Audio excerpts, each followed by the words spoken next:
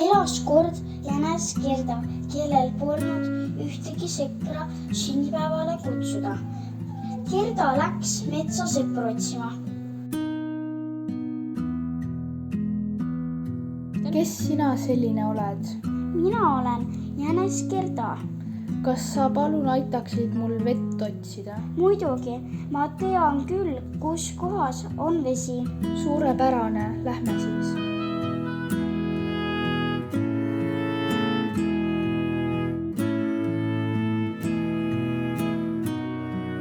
Aitäh sulle, et aitasid mul vett otsida. Nüüd saan ujuma minna. Saame sõpradeks. Jess, mul on esimene sõber. Kas tuleksid mu sünnipäevale Suure tamme juurde?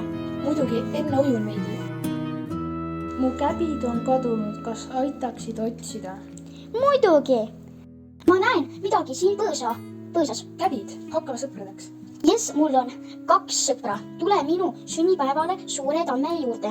Muidugi tulen. Jänes sünnipäevale tuli palju sõpru ja metsahaljad said Gerda sõpradeks. Neile meeldis, et Jänes oli nii abivalmis.